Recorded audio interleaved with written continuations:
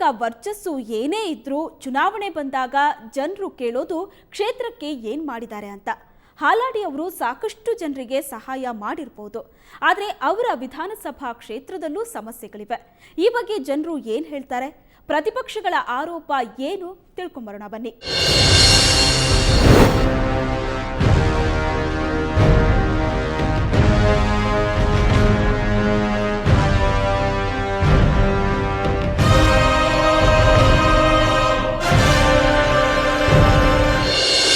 ಕುಂದಾಪುರ ಅಭಿವೃದ್ಧಿಯಾಗಿದ್ಯಾ?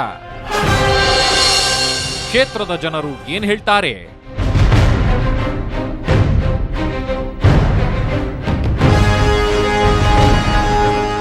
ಎರಡು 2008ರಲ್ಲಿ ಕ್ಷೇತ್ರ ಪುನರ್ವಿಂಗಡಣೆಯ ಮಜಲು ಕಂಡುಕೊಂಡಿತ್ತು. ಬ್ರಹ್ಮಾವರ ಕ್ಷೇತ್ರ ಕಳೆದುಹೋಗಿ ಅಲ್ಲಿನ ಕೋಟಾ ಹೋಬಳಿಯ 31 ಗ್ರಾಮಗಳು ಕುಂದಾಪುರ ಕ್ಷೇತ್ರಕ್ಕೆ ಸೇರಿ ಹೋಗಿದ್ದವು. ಇನ್ನು ಕುಂದಾಪುರ ಕ್ಷೇತ್ರದ 26 ಗ್ರಾಮಗಳು ಬೆಂದೂರು ಕ್ಷೇತ್ರಕ್ಕೆ ಸೇರಿ ಹೋದವು. ಈ ಕ್ಷೇತ್ರದಲ್ಲಿ ಹಾಲಾಡಿ ಅಲೆ ಜೋರಾಗಿದೆ.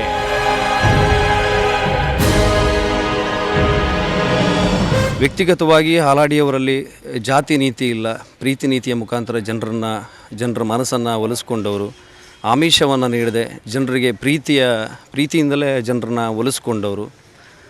ಇಲ್ಲಿ ಹಾಲಾಡಿ ಶ್ರೀನಿವಾಸ ಶೆಟ್ಟರಿಗೆ ಯಾವುದೇ ರೀತಿಯ ಪ್ರಚಾರದ ಅಗತ್ಯ ಇಲ್ಲ ಅನಿಸುತ್ತೆ. ಯಾಕಂದರೆ ಮನೆಯಲ್ಲೂ ಮನದಲ್ಲೂ ಹಾಲಾಡಿ ಶ್ರೀನಿವಾಸ ಶೆಟ್ಟರ ಬಗ್ಗೆ ಇವತ್ತು ಪ್ರಚಾರ ನಡೀತಾ ಇದೆ. ಗುಣ ಯಾವ ಥರ ಅಂತ ಹೇಳಿದರೆ, ಇವತ್ತು ಅವರು ಯಾವುದೇ ಒಂದು ಸಮಾರಂಭಕ್ಕೆಲ್ಲ ಹೋಗ್ತಾರೆ, ಆದರೆ ಈ ತಾನು ಮಾಡಿದಂಥ ಕಾರ್ಯಕ್ರಮ ಯಾವುದೇ ರಸ್ತೆಗಳಿರಲಿ ಯಾವುದೇ ಇರಲಿ, ಉದ್ಘಾಟನೆ ಮಾಡೋದಾಗಲಿ, ಟಿ ವಿ ಮಾಧ್ಯಮದಲ್ಲಿ ಬರೋದಾಗಲಿ, ಪೇಪರ್ನಲ್ಲಿ ಬರೋದಾಗಲಿ, ಅದು ಯಾರನ್ನೂ ಬಯಸುವುದಿಲ್ಲ, ಪ್ರಚಾರಕ್ಕೆ ಇಲ್ಲ. ಆದರೆ ಇಂಥ ಒಂದು ಶಾಸಕರು BJPಲಿ 224 ಶಾಸಕರಲ್ಲಿ ಅತ್ಯುತ್ತಮವಾದಂಥ ಹೆಗ್ಗಳಿಕೆ ಶಾಸಕರಿದ್ದಲ್ಲಿ ಹಾಲಾಡಿಯವರು. ಓರ್ವ ಶಾಸಕರಾಗಿ ಹಾಲಾಡಿ ವಿಫಲರಾಗಿರೋದು ಈ ಚುನಾವಣೆಯ ಸಂದರ್ಭದಲ್ಲಿ ಮುಖ್ಯವಾಗಿ ಕೇಳಿಬರುತ್ತಿರುವ ಆರೋಪ. ತನ್ನ ಕ್ಷೇತ್ರದಲ್ಲಿ ಉದ್ಘಾಟನೆ ಶಂಕುಸ್ಥಾಪನೆ ಮಾಡದೆ ಜನಪ್ರಿಯತೆ ಪಡೆದಿರಬಹುದು, ಆದರೆ ಸದನದಲ್ಲಿ ಮಾತನಾಡೋದರಲ್ಲೂ ಇವರು ಹಿಂದೆ ಬಿದ್ದಿದ್ದಾರೆ ಅನ್ನೋದು ಕಾಂಗ್ರೆಸ್ನ ಪ್ರಮುಖ ಆರೋಪ. ಮತ್ತು ವಿಧಾನಸೌಧದಲ್ಲಿ ಅವ್ರನ್ನ ಎಲ್ಲರನ್ನೂ ನೋಡಿದ್ರು, ಅವ್ರನ್ನ ಇನ್ನೂ 14 ವರ್ಷ ಆಯ್ತು, ಇನ್ನೂ ಅವ್ರನ್ನ ಒಳಗೆ ನಾವು ಇಲ್ಲ, ಮಾತಾಡಿದ್ದು ನೋಡಲಿಲ್ಲ. ಮತ್ತು ದೊಡ್ಡ ದೊಡ್ಡ ಪೇಪರ್ನಲ್ಲಿ ಅವ್ರ ಸ್ಟೇಟ್ಮೆಂಟು ನೋಡಿದ್ದಿಲ್ಲ. ದೊಡ್ಡ ಉತ್ತಮ ಫಂಕ್ಷನ್ ಇನ್ನೊಂದರಲ್ಲಿ ಇಲ್ಲ. ಮೊನ್ನೆ ಬಸರೂರಿನಲ್ಲಿ ಒಂದು ಇದು ಉದಯವಾಣಿಯಲ್ಲ ಪ್ರಚಾರ, ಇದರಲ್ಲಿ ಅವರು ದೊಡ್ಡ ಪತ್ರಿಕೆಯಲ್ಲಿ ಅವ್ರನ್ನ ಹೆಸರು ಬಂದಿದೆ, ನೋಡಿದ್ದೇವೆ. ಮತ್ತು ಎಲ್ಲಿ ಅವ್ರನ್ನ ನೋಡಿದ್ದಿಲ್ಲ. ಅವ್ರ ಮೇಲೆ ದೂಷಣೆ ಅನ್ನಲ್ಲಿ ಹೇಳೋದಲ್ಲ, ಆಡಳಿತ ಅನ್ನೋದು ಅವರದ್ದು ಈಗ ಬದಲಾವಣೆ ಬೇಕು. ನೆನೆಗುದಿಗೆ ಬಿದ್ದಿರೋ ವರಾಹಿ ಯೋಜನೆ. ಶಾಸಕರಾಗಿ ಕ್ಷೇತ್ರದ ಅಭಿವೃದ್ಧಿ ಮಾಡಿಲ್ಲ. ವೈಯಕ್ತಿಕ ವರ್ಚಸ್ಸಿನ ಹೊರತಾಗಿ ಬಿಜೆಪಿಗೆ ಪಕ್ಷ ಸಂಘಟನೆಯ ದೃಷ್ಟಿಯಿಂದ ಹಾಲಾಡಿಯವರ ಕೊಡುಗೆ ಶೂನ್ಯ ಅನ್ನೋದು ಬಿಜೆಪಿಯ ಆರೋಪ. ಇವರ ಅವಧಿಯಲ್ಲಿ ಪಕ್ಷ ಗೆಲುವು ಸಾಧಿಸಿದ್ರು ಸಂಘಟನಾತ್ಮಕವಾಗಿ ಬೆಳೆದದ್ದು ಕಡಿಮೆ ಅನ್ನೋದು ಬಿಜೆಪಿ ವರಿಷ್ಠರ ಅಭಿಪ್ರಾಯ.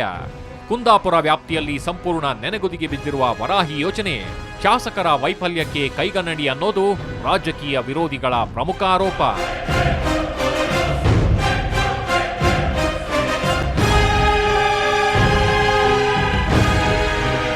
ಈಗ ನಾವು ಸಹ ಈ ಹಿಂದೆ ನಮ್ಮ ನಾಯಕರು ಸಹ ಇಲ್ಲಿ 3 ಟರ್ಮನ್ನು ಪೂರೈಸಿದ್ದಾರೆ. ಬಹುಶಃ ಏನೋ ಜನರಲ್ಲಿ ಸ್ವಲ್ಪ ಬದಲಾವಣೆಯನ್ನು ಬಯಸಿ ಜನರು ಬಹುಶಃ ಈ ಹಿಂದೆ ಕಾಂಗ್ರೆಸ್ ಪಕ್ಷದಿಂದ BJPಯವರಿಗೆ ಇಲ್ಲಿಯ ಕುಂದಾಪುರ ಕ್ಷೇತ್ರ ಹೋಗಿದೆ. ಈಗ ಬಹುಶಃ ಅದೇ ವಾತಾವರಣ ಇಲ್ಲಿ ಉಂಟಾಗಿದೆ. ಈಗ ಏನು 3 ಟರ್ಮನ್ನು ಏನು ಪೂರೈಸಿದ್ದಾರೆ, ಹಾಗೆ ಅವರೀಗ ಏನೋ ಪಕ್ಷದಲ್ಲಿ ಬಿಟ್ಟು ಈಗ ಏನೋ ಪಕ್ಷೇತರ ಅಭ್ಯರ್ಥಿಯಾಗಿ ಸ್ಪರ್ಧಿಸ್ತಾ ಇದ್ದಾರೆ. ಹಾಗೆ ಜನರಲ್ಲಿ ಸಾಮಾನ್ಯವಾಗಿ ಬದಲಾವಣೆಯನ್ನು ಬಯಸುವ ಸಾಮಾನ್ಯ. ಆ ನಿಟ್ಟಿನಲ್ಲಿ ಬಹುಶಃ ನಮಗೆ ಖಂಡಿತ ಈ ಸಾರಿ ಫೇವರ್ ಆಗ್ತದೆ ಅನ್ನುವಂಥದ್ದು ನಮ್ಮ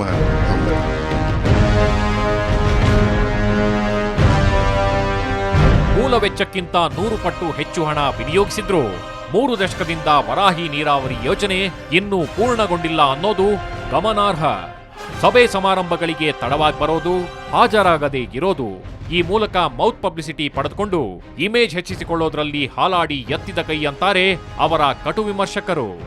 ಅದೇನೇ ಇದ್ರು ಈ ಬಾರಿ ಮಾತ್ರ ಹಾಲಾಡಿ ವಿನ್ ಆಗ್ತಾರಾ, ಕಾಂಗ್ರೆಸ್ ಫೈಟ್ ಕೊಡುತ್ತಾ ಅನ್ನೋದನ್ನ ಕಾದು ನೋಡಬೇಕು.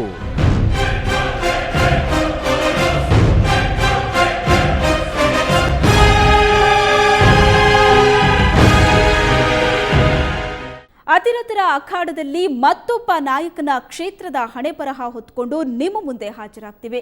ನೇರ, ದಿಟ್ಟ, ನಿರಂತರ ಸುದ್ದಿಗಾಗಿ ನೋಡ್ತಾ ಇರಿ ಸುವರ್ಣ ನ್ಯೂಸ್.